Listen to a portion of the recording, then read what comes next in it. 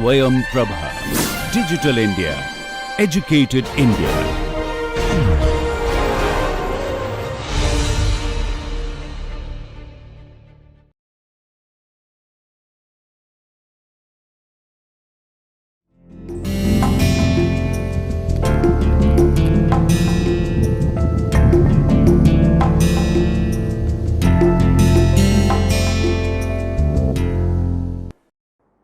And this is going to be two-part lecture. Here we are going to discuss two important schools in the field of history writing in India, and these are New Cambridge School, which emerged towards the last years of 1960s, and then major publications came in 1970s. Followed by this discussion, we will talk about another major intervention. This is known as Subaltern Studies. These two interventions have made very influential marks on the way questions pertaining Indian nationalism were asked so far, in terms of use of archive and sources, and also for their perspective of looking at Indian politics and Indian society. So, let us start with New Cambridge School. The first important book by which we associate this school of historical scholarship came in 1968. This was written by Anil Seal, and the title of the book is Emergence of Nationalism in India, Competition and Collaboration in the Latter 19th Century.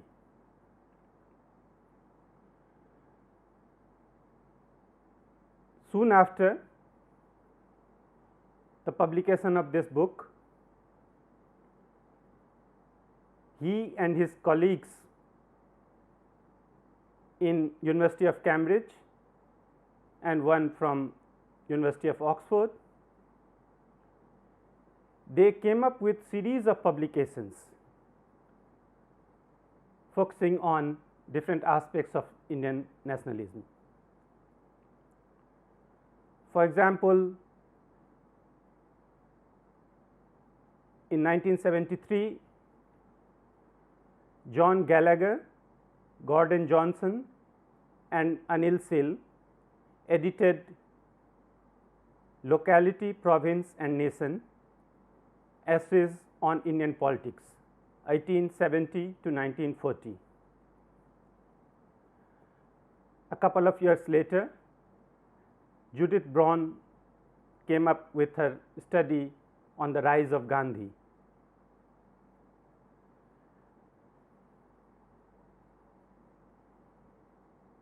And the series continued for some time. The freshness of perspective,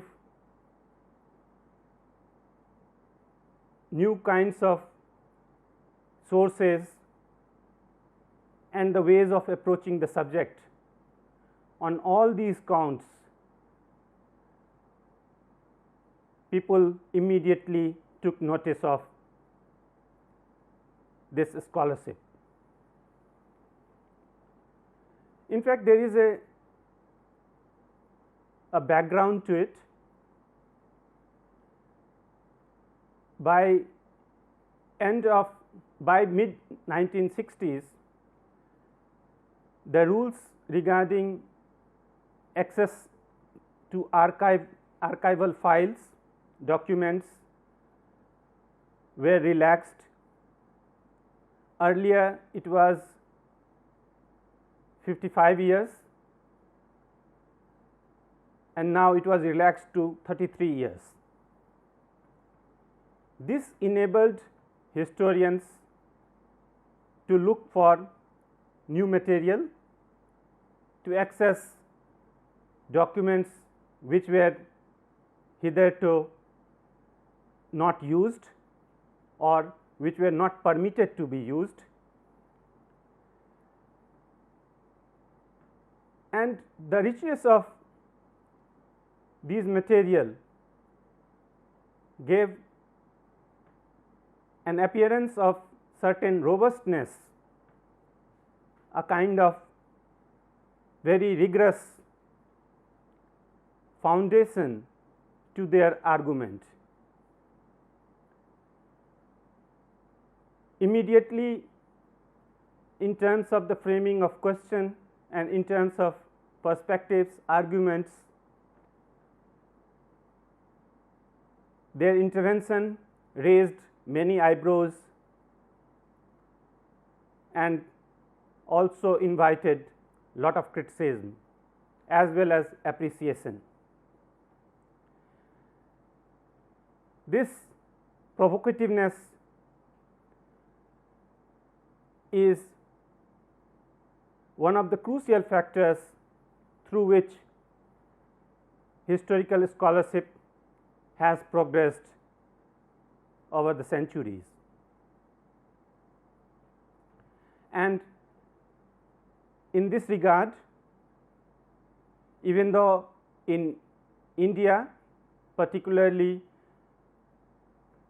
the community of historians became quite vociferous in their attack on this school, nevertheless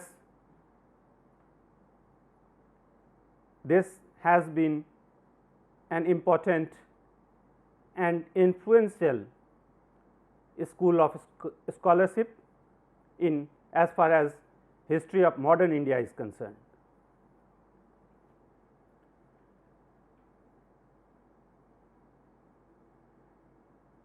As we often find in common languages, you may love it or you may hate it, but you can't ignore it. The first point that I would like to score while discussing this school is massive use of historical data. And this data, as I was just mentioning, was pertaining to not merely the high politics, but of the center or central leadership involved in Indian national politics, but this was also about provincial leaders or data coming from regional archives.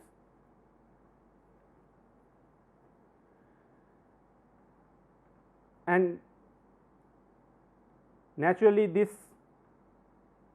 move from the code to provinces, to regions, to localities, provinces, was because they shifted their attention from looking at Congress leaders in the center to provincial leadership and down the line.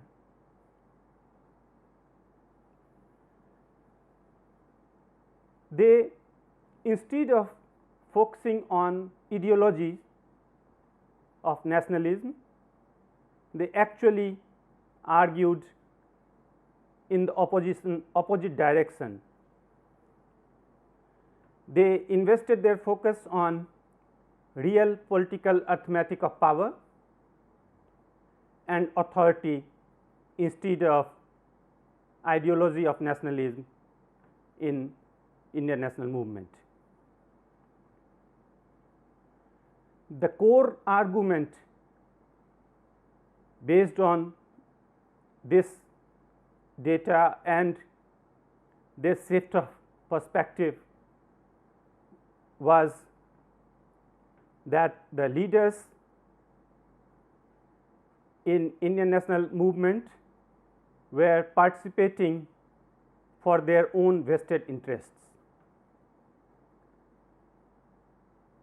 This was in many ways a sensational argument at that point of time, because the direct implication of this was a claim that there was no national consciousness, no national ideological commitment in India's freedom struggle against British Empire. Now, let us briefly talk about the intellectual genesis of this scholarship, and the roots go back to studies coming from African context by two scholars, John Gallagher and Ronald Robinson, who were working on imperialism in Africa, and they looked at it.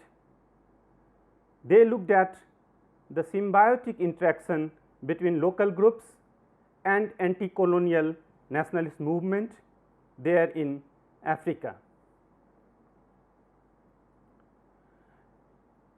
They came up with a highly influential article in which they made claim that imperial rule spread in Africa in large part through the collaboration of Africans who found personal and group advantages in sync with the colonial powers.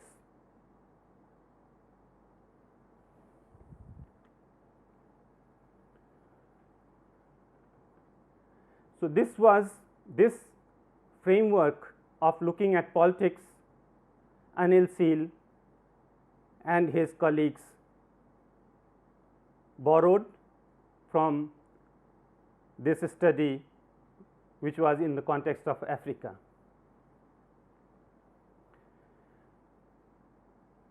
Another lineage which the Seal does not acknowledge overtly go back to a study by Charles Namier, who with respect to 19th and 20th century, another lineage of New York Cambridge School goes back to a study by Charles Namier with regard to 18th century England, where we find a concentration of personal interests and examination of the mess between local interests and national organizations, and a sharp discounting of ideological rhetoric and its role in shaping politics.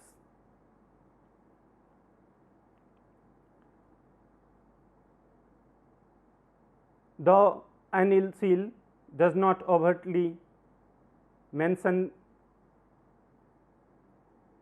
name here, but the link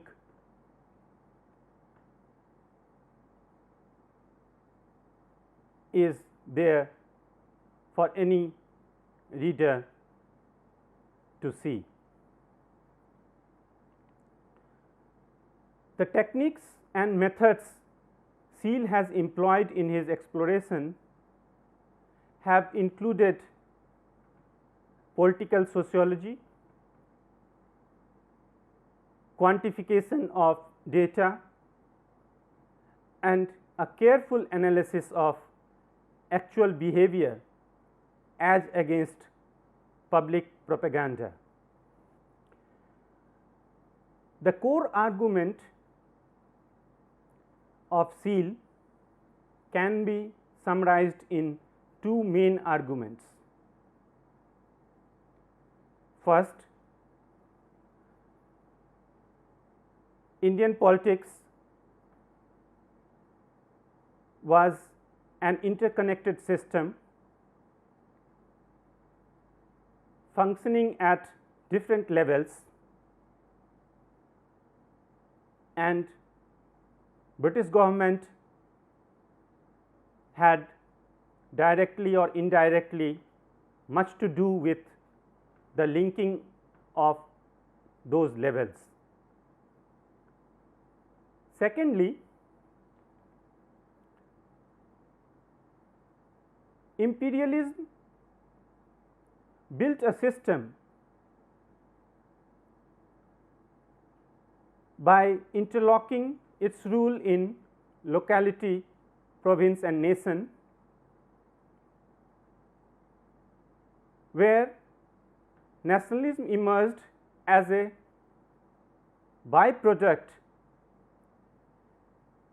as a matching structure of politics,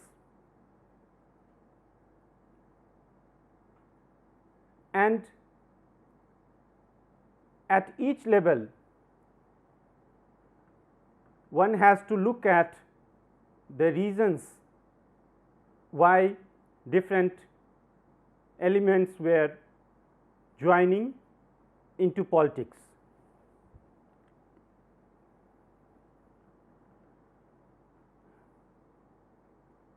And there, while evaluating the reasons, the motivations which led people to join politics,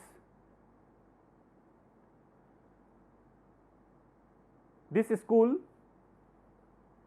comes up with a model where the credit of expanding the opportunities and this network was accrued to British government itself,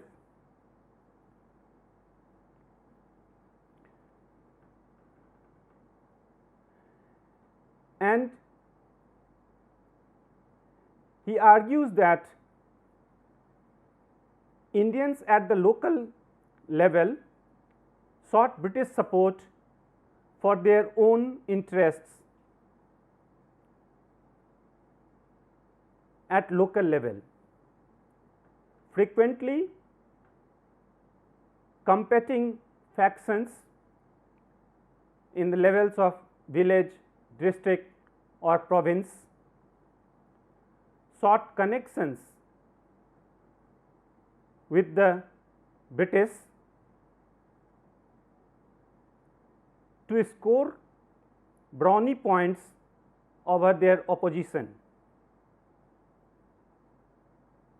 Immediate grievances were quite often mundane and even petty.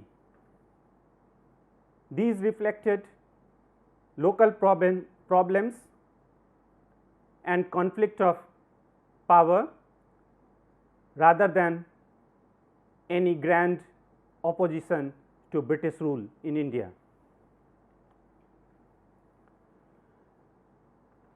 In that scheme, just as the British had their network and linkages, Indians also developed a parallel network and linkages to advance their own concerns. The search for allies vertically as well as horizontally led to the formation of national political organization. So, this is the core of New Cambridge School, where the politics is an arena of acquiring material gains, a play field of vested interest rather than any national commitment.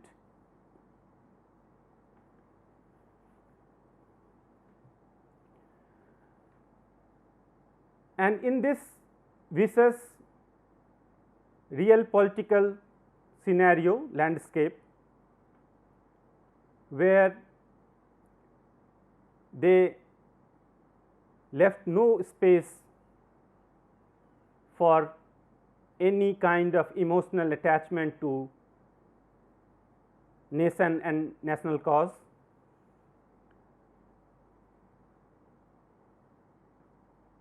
These historians often went on to term provincial leaders as contractors and subcontractors of Congress's central leadership. For example, Judith Braun, in her study on the rise of Gandhi,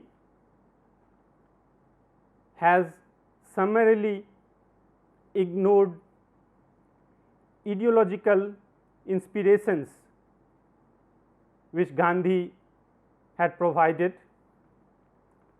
and instead in her book Gandhi emerges as an extremely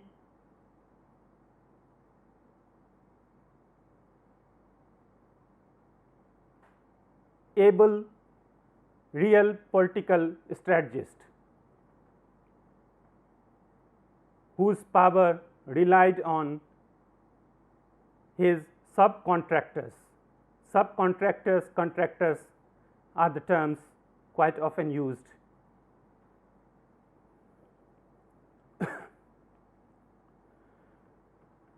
Compared to these provocative and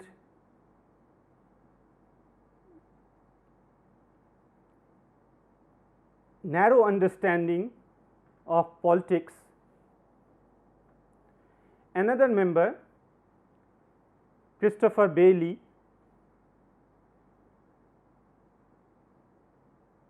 comes up with somewhat reasonable propositions. He looked at Allahabad, and his book is titled Local Roots of Indian Politics.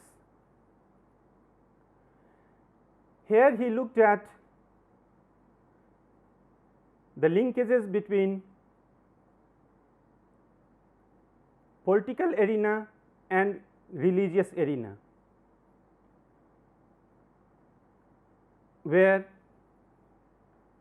we come across traditional value systems, particularly coming from mercantile landscapes. Mercantile families played crucial role in shaping the politics of Allahabad.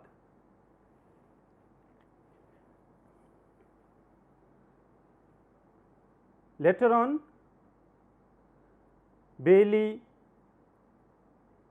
further developed the argument by moving away from narrow understanding of real political landscape to a much more amorphous territory,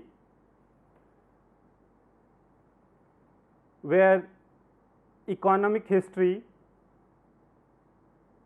social history and political history, all three come together in quite insightful manner.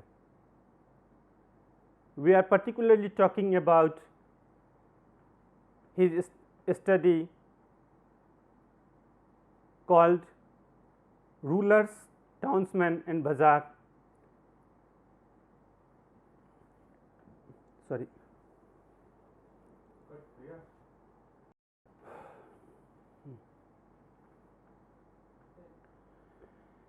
Bailey, in his book titled Rulers, Townsmen and Bazaars in North India, has looked at 18th century and early parts of 19th century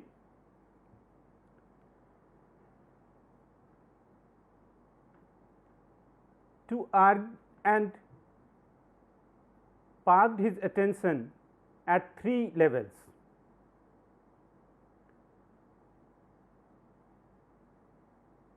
This is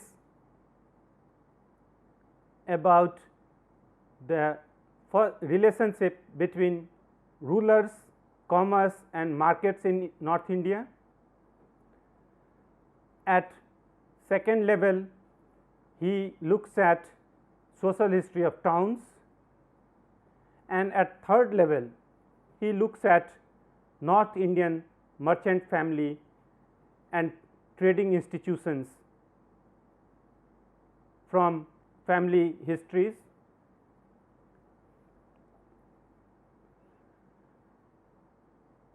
This time period which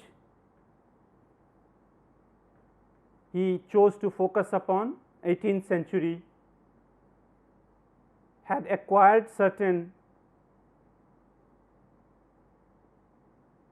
attention in preceding decades.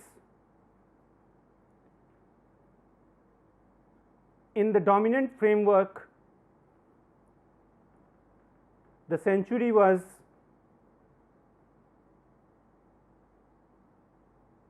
considered as a dark century. Mughal period had already come to an end, though not strictly legally speaking, but with the demise of Aurangzeb in 1707, the disintegration had started, and British imperialism had not yet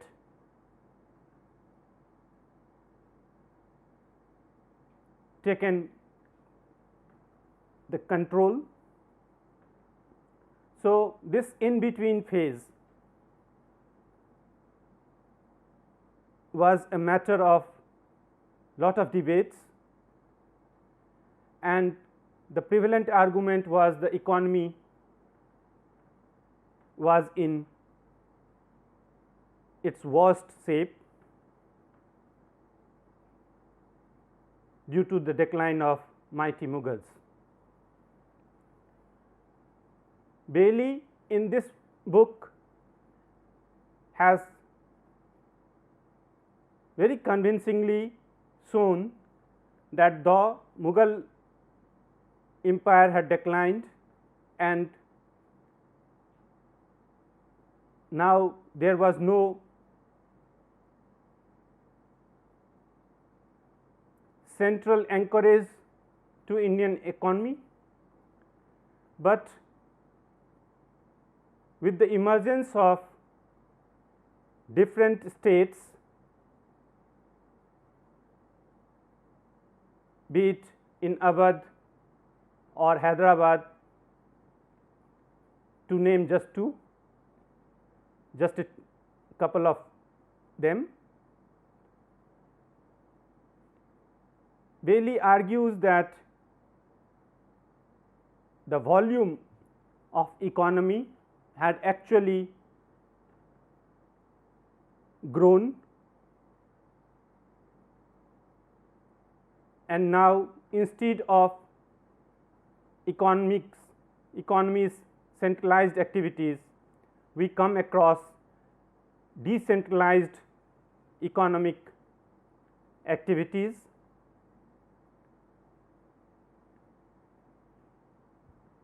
and in this scenario,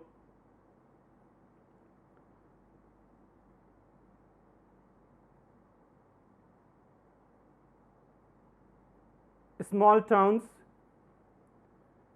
and their merchant class played extremely crucial role in shaping both the political structure of time to come as well as the social fabric in India. However, unlike Bailey, other framework advanced by New Cambridge School did not last very long,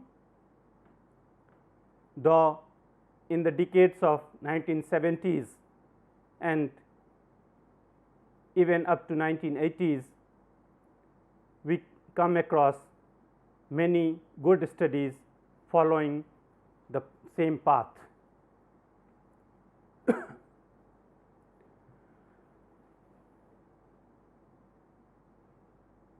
With this brief discussion on New Cambridge scholarship, now let us move to another thought provoking school in history writing, which is known as Subaltern Studies. Now, we are going to discuss Subaltern Studies and their contribution. This came up initial years of 1980s, and from the very first line of journal which this collective came up with, we come across a rejection of entire historical scholarship thus far. Ranajit Guha, who spearheaded this school,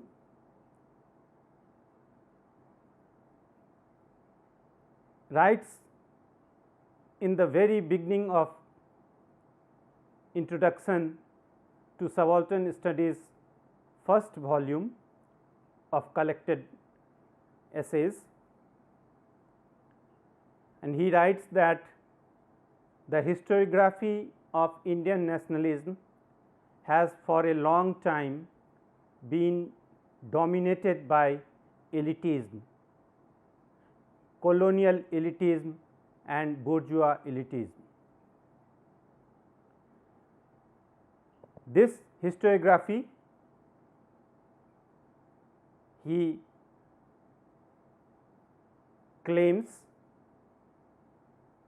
that so far has failed to acknowledge, far less interpreted the contribution made by the people on their own, that is independently of the elite, to the making and development of this nationalism.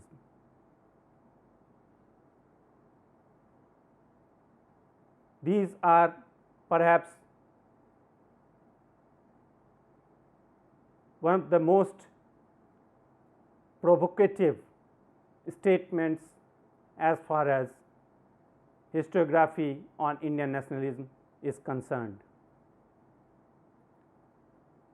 While Neo-Cambridge scholars had refuted any national consciousness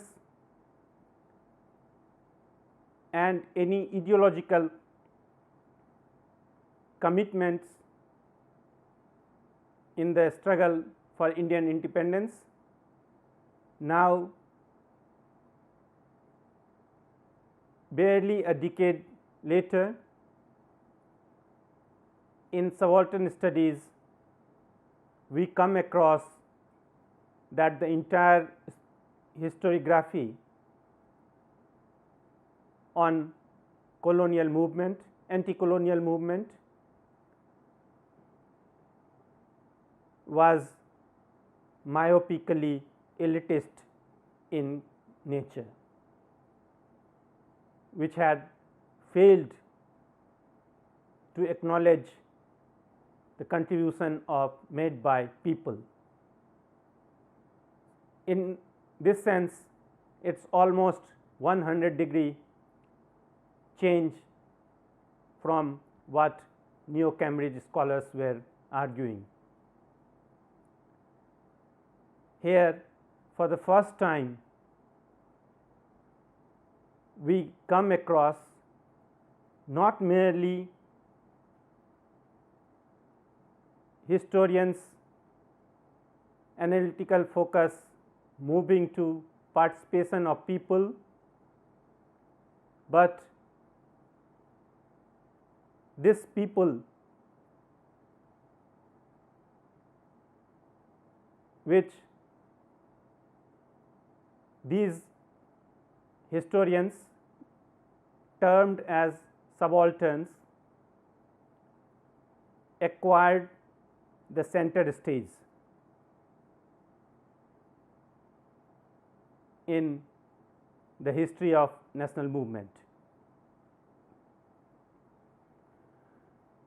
Ranjit Guha argues, and these are some of the core postulates of this school. He argues that there is a disjuncture between the politics of the elites and that of masses or the subaltern.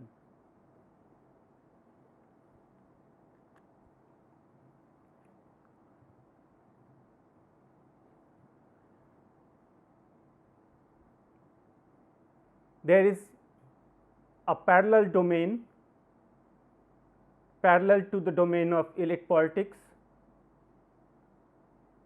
another domain where the principal actors were not the dominant groups of the indigenous society or the colonial authorities, but the subaltern classes and groups constituting the mass of the laboring poor and the immediate and the intermediate strata in town and country. This was an autonomous domain of politics. This is autonomous, but we must bear in mind that he never claims that this is an isolated or independent domain. He carefully chooses the word autonomous and we will see in the course of our discussion why he is doing so and what are the implications of the term autonomous, because a lot of controversy emerged on this particular aspect. So, he argues that this domain of the people of subaltern was an autonomous domain in the manner that this neither originate from elite groups nor is this dependent upon the elites for its existence.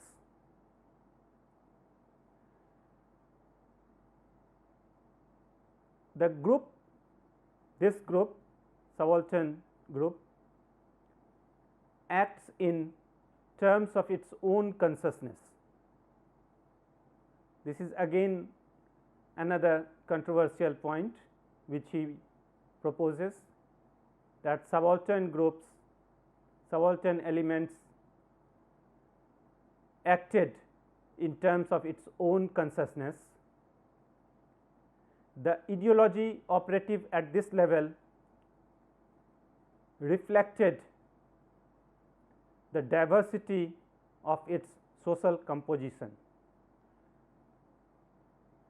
He and his colleagues goes on to argue that popular mobilization in the colonial period was realized in its most comprehensive form in peasant uprisings and not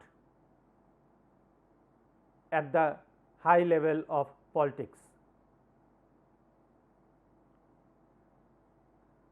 The coexistence of these two domains or streams was an index of an historical truth, Ranjit Guha further adds.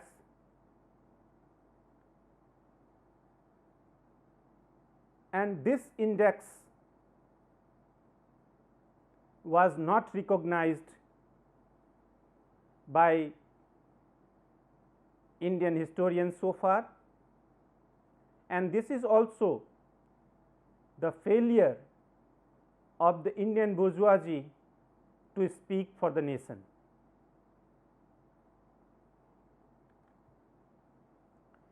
These are some of the bold formulations made by Ranjit Guha, and these in a sense are also building blocks, overarching frames of this school of Indian historiography.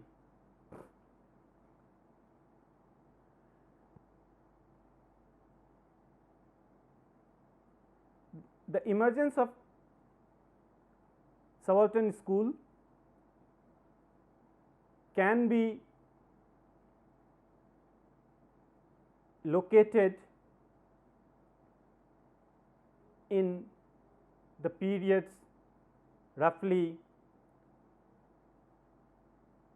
from mid 1970s onwards.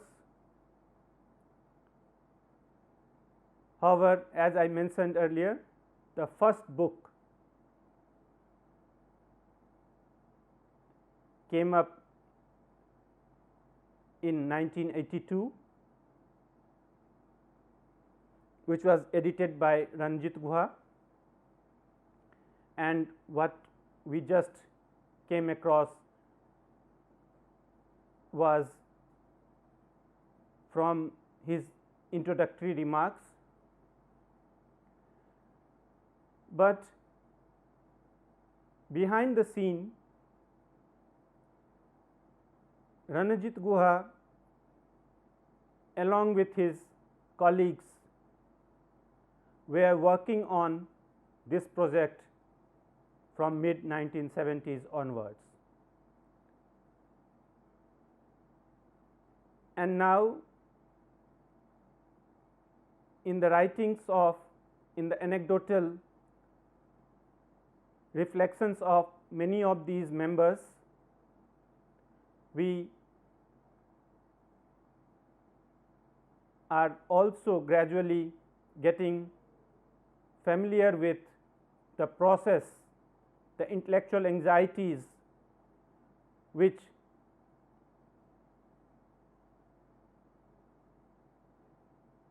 led to the emergence of this school. The term subaltern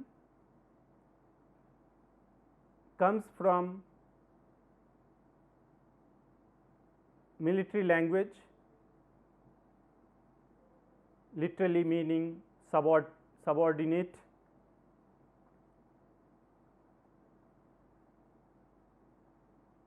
and conceptually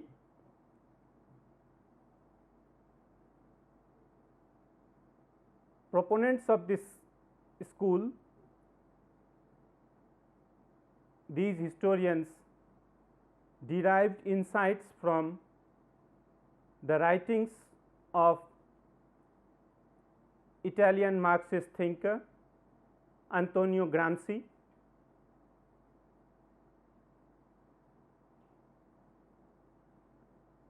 On the other hand,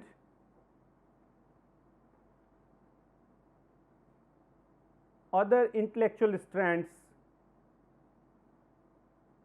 go in the milieu of 1970s and 1960s.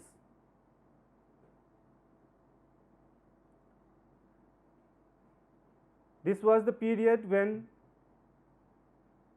we come across Mao's experiments with peasantry in China. Even in Indian context, peasantry had acquired sharp focus.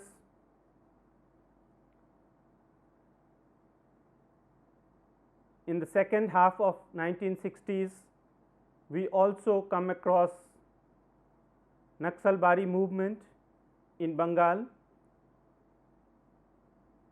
which though remained brief and which failed miserably, but it had attracted lot of attention from intellectual class. This was also a period which in social sciences at global level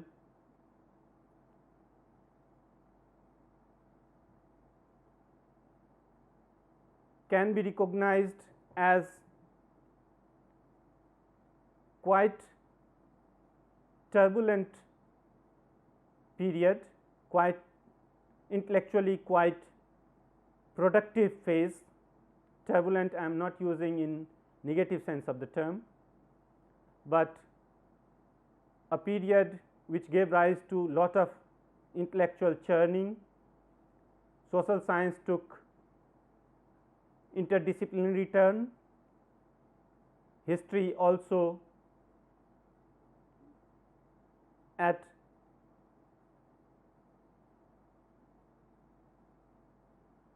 in other universities outside India was collaborating with other disciplinary questions and methods and was getting richer and richer.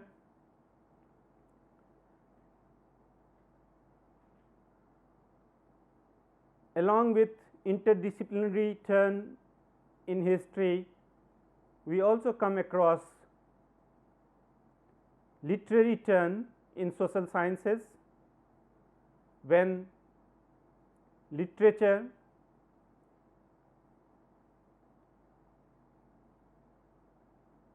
was considered an important influential factor in shaping knowledge system, and by literature I am referring to its broadest connotation. Actually, it would be proper to say that social science for the first time recognized the significance of engaging with language at every step of language of knowledge production, where it was widely argued that construction of knowledge is integrally mediated through language, and hence social scientists, historians across the world started paying attention to language.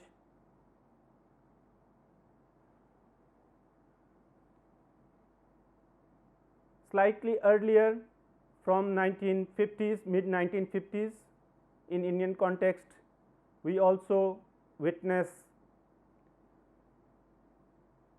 massive investment in village studies and anthropological studies proliferated from 1960s onwards. Now, it was more and more clear that historians had so far not addressed the dynamics of caste and other social complex realities at the ground.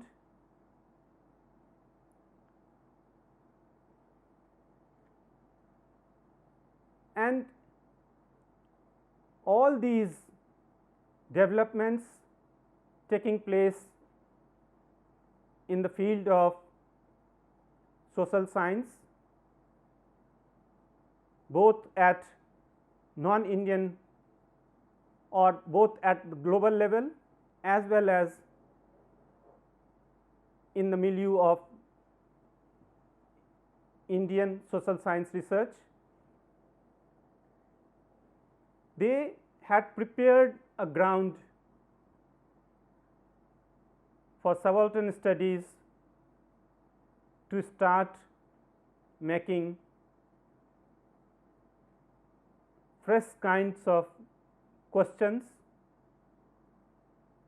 and arguments, to start adopting a bold posture, which they did.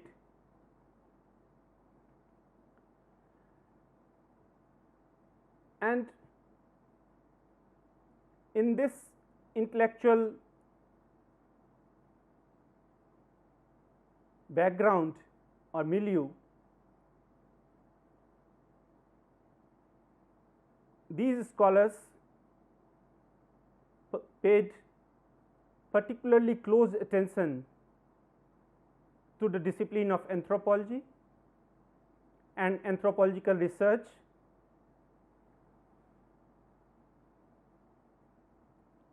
We just noticed village studies from mid 1950s onwards, and in 1960s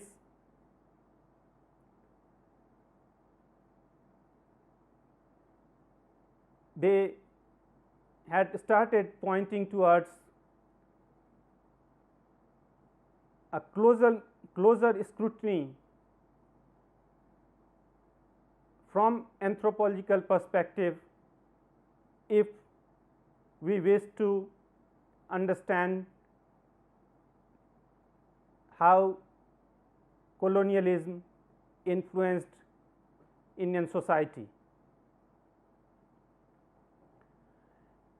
In this context, one particular name which stands out and which occupies quite comfortably both the disciplinary terrains of anthropology as well as history, was Bernard Cohn.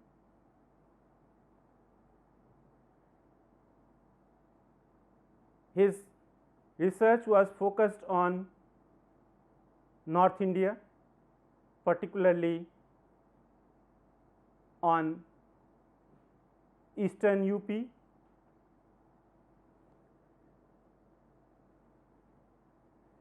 and much before English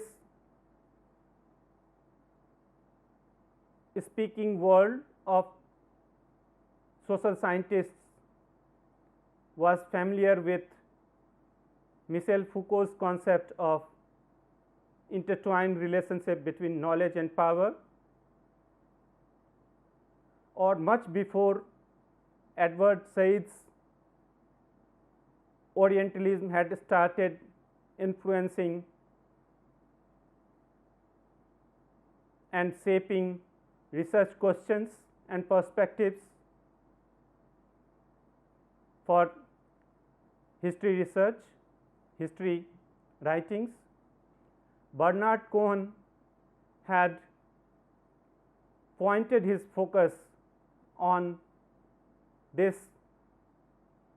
intertwined zone where knowledge and power both share and shape historical trajectories.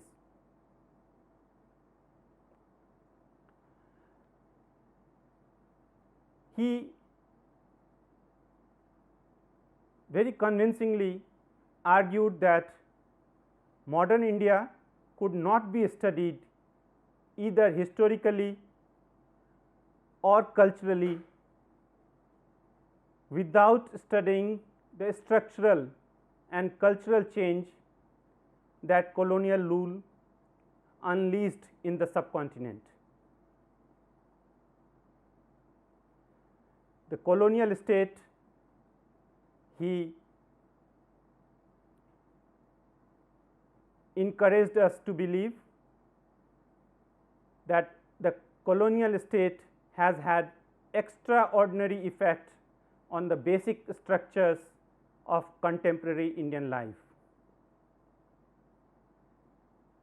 He looked at issues like semiotics of cloth, idioms through which imperialism demonstrate its authority, and the shifting dynamics of social relationship and social structures, the changes which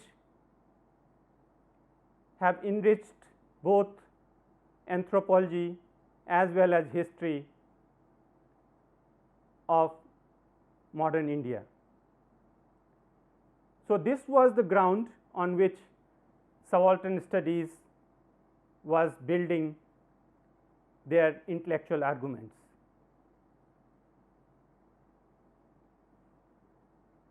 Now, we will discuss individual contributions and their significance.